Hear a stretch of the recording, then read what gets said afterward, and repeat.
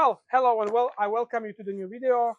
And this time we are having the Nissan X-Trail ePower, or in the US it's called the Nissan Rogue ePower, and it's a sort of an interesting family SUV, sort of a bigger mid-size SUV. It's a very similar size to the cars like the Jaguar F-Pace in terms of length and width and stuff when I parked it aside.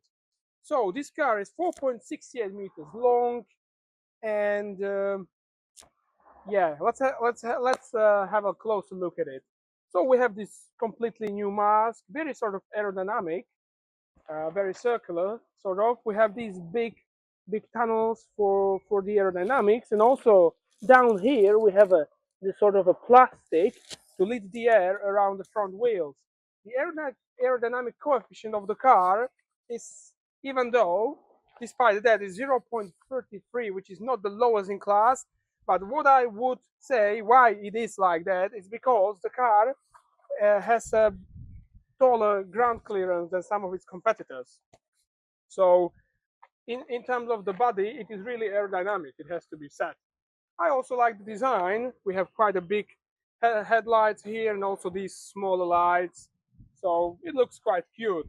Now, in terms of wheels, we have here 19-inch wheels. You can have up to 20-inch wheels. We have the tires of 235/55 R19. We have a slight positive caster on the wheel, and actually a quite visual negative camber on the front wheel. So let's go to the side of the car.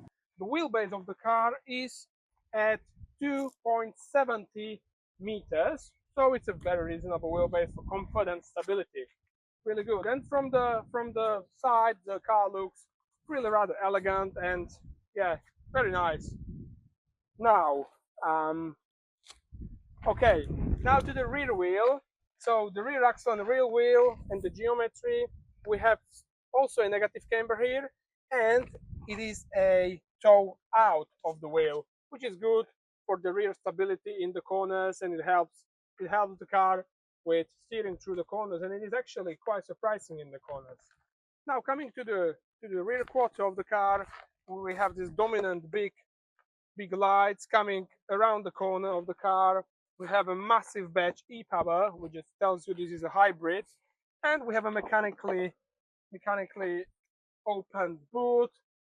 In the most luxurious spec, you can have it controlled electronically. This car actually costs just over 45,000 euros. This is called the Tecna, this equipment level, and the boot is 575 liters in standard.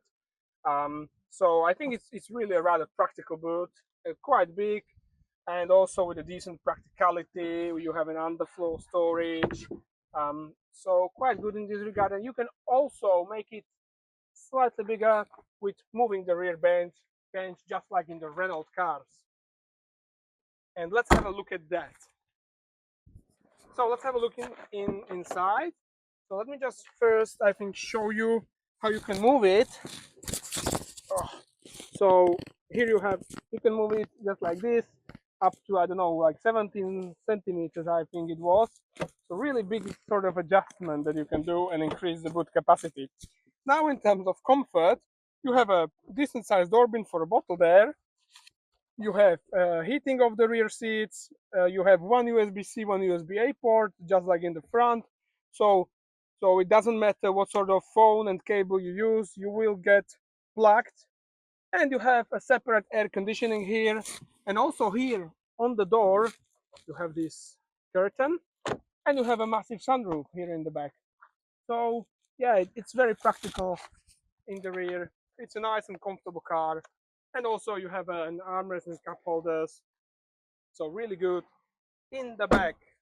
Now, you can have a slight look here at the interior, which is dominated with this brown sort of finish, and it's a very sort of robust and easy layout interior to use.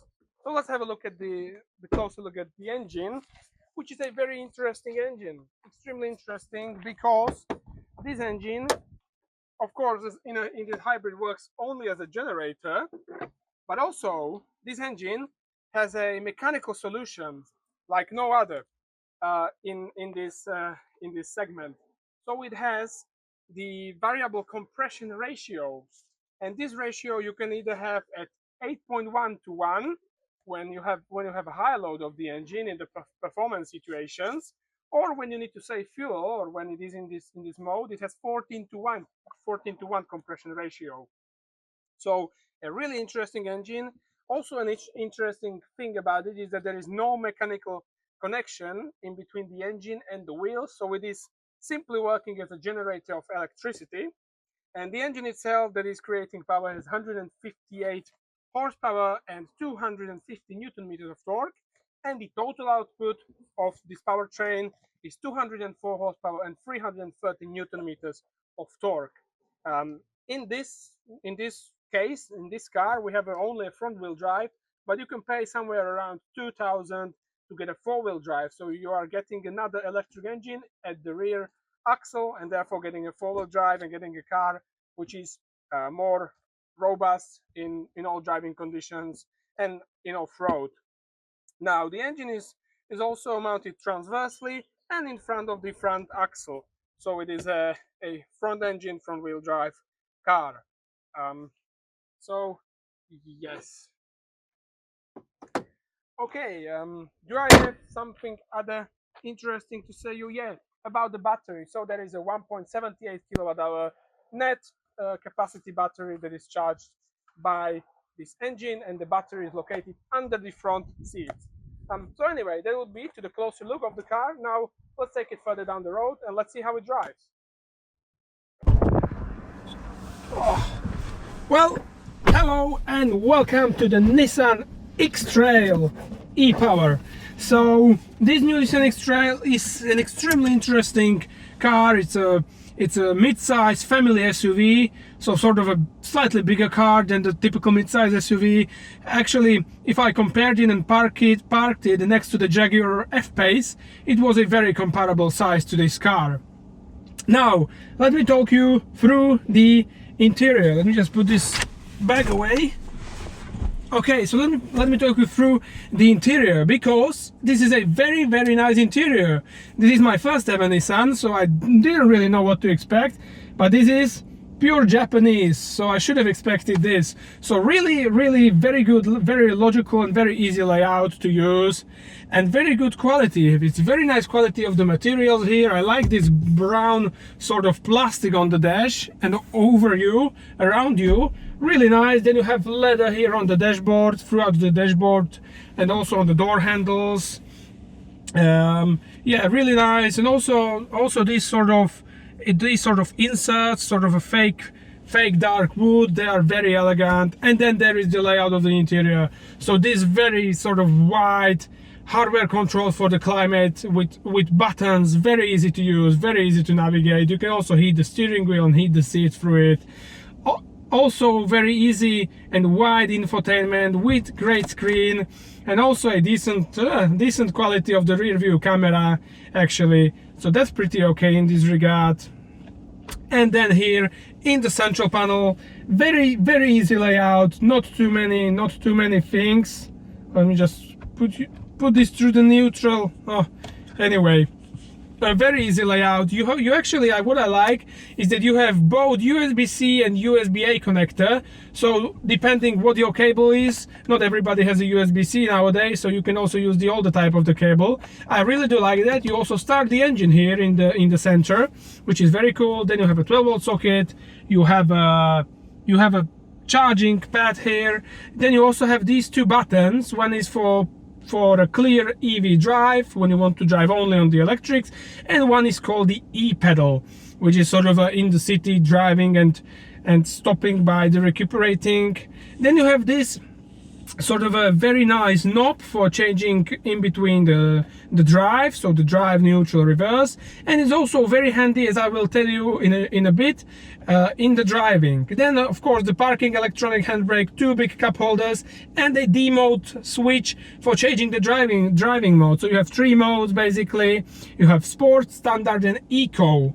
So, and if this was a four-wheel drive car, which you can pay for, which this is not, this is the front wheel drive, I think there would be also some off-road mode in it. Then you have this very deep armrest, which is very practical, and it also feels very good quality, and it has this sort of two halves of the opening, and also underneath the console there is another huge space for storing things. And the good things about these storages is that they have rubber inserts inside, so things don't slide. And yeah, and in front of the passenger there is a quite small storage, but it's okay. And then interesting thing what I noticed is that you have a separate lock there on the other side of the car. You have a lock here for this door and then a separate lock there, so an interesting approach. Anyway, now I'm on the drive, and let's go ahead and let's talk a little bit about driving the Nissan X-Trail. So what I like about the car is that you can very quickly adjust, and particularly that you can adjust all of the settings about the car here in the display in front of the driver. Now what I like about it is the way it works and the way you manipulate it. So you manipulate it here through these two buttons, and what I like is that the button to go to left is also a button to go back. So you simply all the time move to the right, and then if you want to go back you just press this button. So it's very easy, it's very easy to navigate and manipulate throughout the system. So yeah, it's very comfortable to use it this way. Now, so let me tell you a little bit about the powertrain, because it is a very interesting one. So we have a 1.5 liter 3-cylinder turbo engine, which works as a generator, which is becoming increasingly more normal in this sort of hybrid segment of the cars. And this generator all the time charges the 1.78 kilowatt-hour battery, and there is no connection in between the engine, the petrol engine, and the wheels. So the car always drives on its electric motor. Now, what is very interesting though about this engine is that it can change the compression ratio on the drive, depending on the load that the engine has. So yeah, it's a very interesting solution. It's a mechanical solution inside the engine. So yeah, very interesting, and it is, for sure has effects on the fuel economy and on the performance of the car. To the performance, we have 204 horsepower, and I think it was around 330 newton meters of torque. So these are really good numbers for the 1770 kilograms this car weighs, which is not a lot for the size of the car. So it gives it rather decent dynamics, 0 to 100 kilometers in around 8 seconds, which I would like to show you, but I'm now entering the village, so I'm not able to. And the top speed, which is limited, of course, because it's a hybrid, to 170 kilometers per hour, or a little bit over, as I have experience with. So now I'm going down the hill, and the thing I wanted to tell you about this driver switch in between the drive neutral is that this sort of a pad, you can move it like this in between the D and B, and therefore manipulate the regeneration and turn it on whenever you need, whenever you're going down the hill or going to the braking lights. I like this because I always like to actually drive even these hybrids and manipulate the system and get the best result I can. And an even more sort of a specific way would be to be able to manipulate even the sort of the separate modes of the region. Here you have a sort of a slide region when you let off the accelerator, and a bigger one when you put it in the B mode. Whereas in the other cars you can actually go in between the 1, 2, 3, 4 here on the steering wheel. But even this is a very good solution for driving very efficiently. So yeah, it's good in this regard. Now to the efficiency. This car is a sort of a competitor to the Renault Espace. It's a family car, it's a big car, it has a slightly bigger drag coefficient, which is not so much as to the body of the car itself as it is to the car having a much bigger ground clearance than the Renault Espace and some of its other competitors. This car really feels like an off-roader in this regard, and that is despite being like 15 millimeters overall smaller actually in height than the predecessor. So yeah, it actually feels like an off-roader, and if you go to the off-road, if you have a four-wheel drive, you could actually go quite far with it. So now here comes a little bit of my road. So we will talk a little bit about the suspension. Now to the setup. We have a McPherson and multi-link, very usual setup here, and here comes the compression in a bit. I'm doing 80 kilometers per hour. Here is the compression, nicely managed. So to the suspension, what you can definitely feel from driving this is that we have soft dampers, but slightly like stiffer springs. Because what I'm actually extremely surprised about this car and about the suspension of this car is the feedback from the wheels. And we also have quite tall sidewall of the tires, and therefore I'm so surprised from the amount of feedback that is coming from the wheels, through the driver's seat, through the pedals, and also through the steering wheel. Even though through the steering wheel it's slightly isolated then comparing it to the seat and the pedals, but the feedback is actually great. And now when you go into the corners, of course you feel a slight softness in the damping, but it's very stable, it's precise. The steering rack is quite quick and quite reactive, which might be a little bit strange to comparing to how tall the car is, but it's actually nice and precise for the car.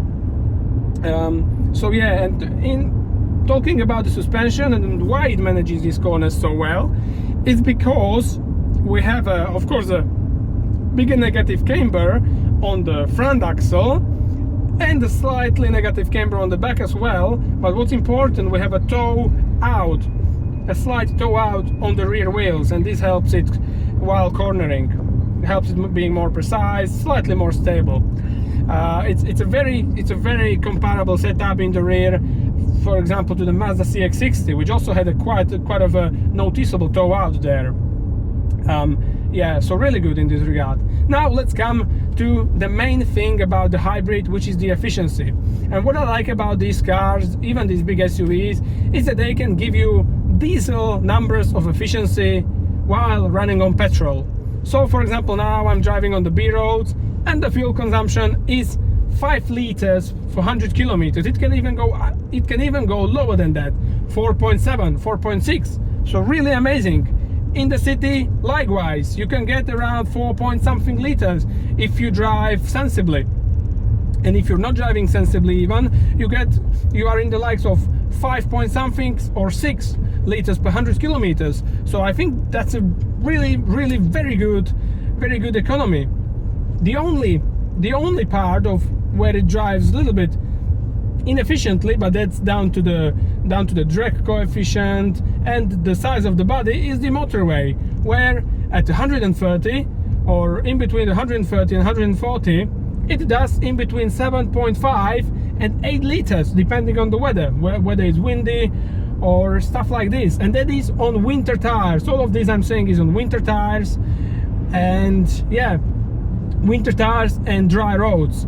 So despite that, I think these numbers are excellent for the car and very much comparable with the diesel cars. And now here is the corner.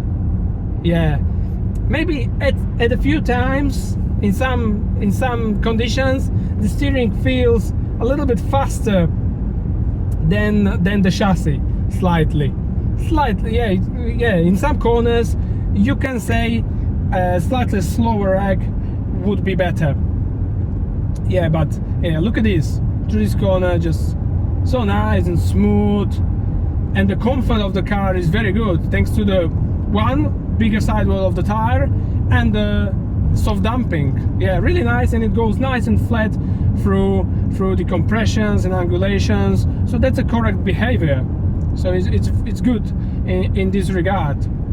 Now, many people also use this car for practicality, and maybe in this regard the numbers, what they say, is not making it look the most practical, because this car can tow only 670 kilograms, as I found out in the database, which is not a lot, but I honestly believe it in reality it could do much better, and even brake it when you need to, because you have this regen and it just helps you, and it lets the stress out from brakes because you have a regen. So I think really you should not be worried about the practicality of towing or putting something on the roof. I think this car will manage everything, even if you go a little bit over the limits of what the manufacturer says. Yeah. Then I also like the driving position. Despite sitting in an SUV, compared to the interior, I'm sitting in a really nice position. The seat itself is very good. I also prefer this textile seat rather than the leather one that you can get in the higher trim. It's a very nice seat, very comfortable. Sort of, it's not too soft, but yeah, it's good, even for longer travels. And the side support is decent for this size of the car. It's really holding you nicely in the corners. You can even go slightly dynamically into them. And then if you're going like here in the village, look at this. This is just so nice. You can just use the regen of the battery and brake without using your foot. This is what I really do appreciate about the hybrids. Now the turning radius is 11.1 meters, which is what you would be expecting from a car of this class. So yeah, and look at the consumption. It's going down, 4.9 now. Really great. I mean, you can go really far with this car.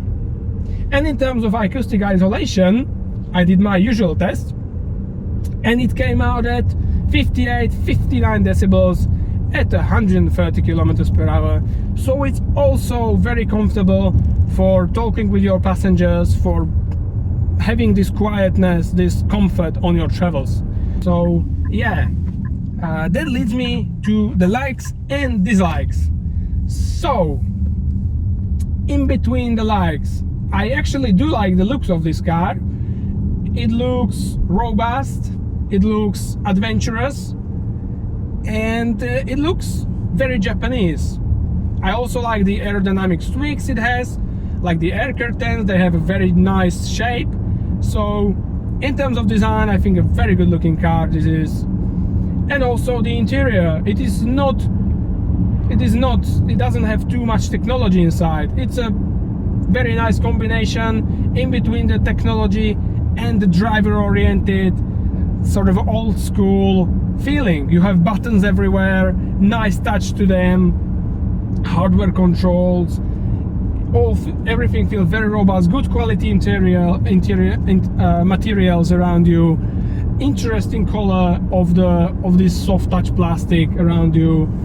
You have also a panorama.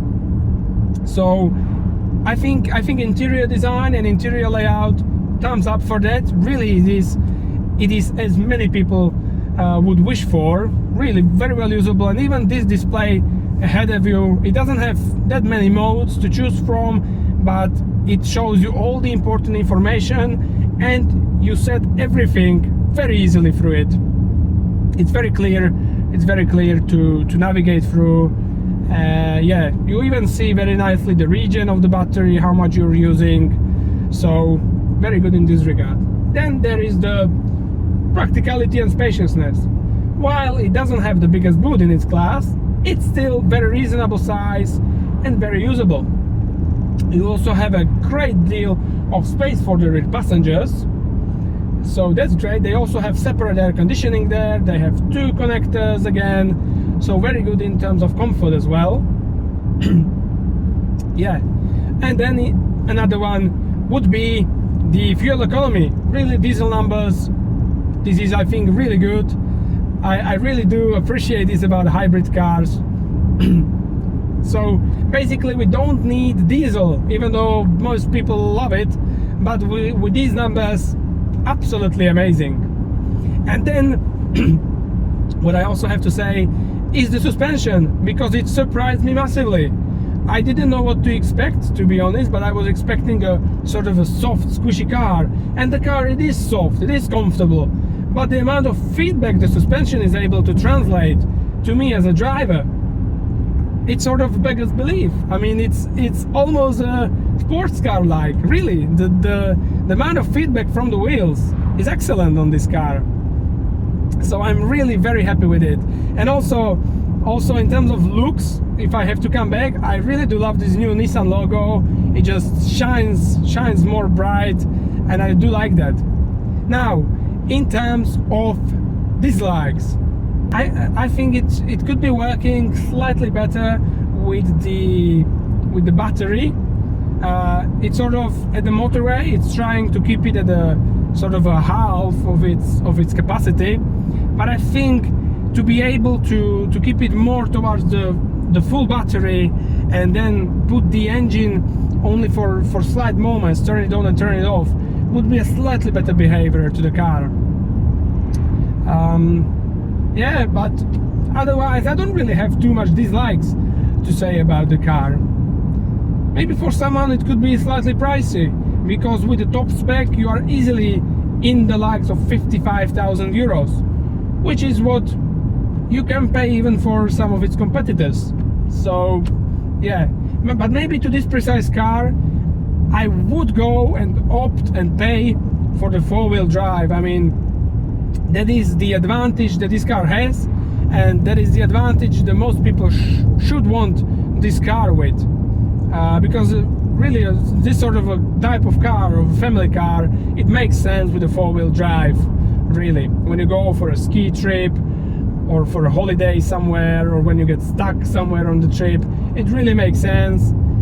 And it's always slight of a downgrade of a car when it doesn't have four-wheel drive. So definitely you should pay for this. It's only around 2-point-something thousand euros, so it's not a lot, and I think it's worth it. You get more power, slightly more power, and you have another electric engine on the rear axle. So yeah, but all around, to the Nissan X-Trail, I think it's a really great car, really great practical family car, which has loads to offer, as well as from the side of practicality, also from the point of driver's feedback and driving on the trips. It's comfortable, it's driving very nicely through corners, and the amount of feedback and the information it's giving to you is very surprising. So anyway, that would be it to the Nissan X-Trail e-Force. And well, keep watching, keep subscribing if you like the videos, because more videos are of course coming on very soon. In the meantime, take care of you, and I see you in the very next video. So goodbye.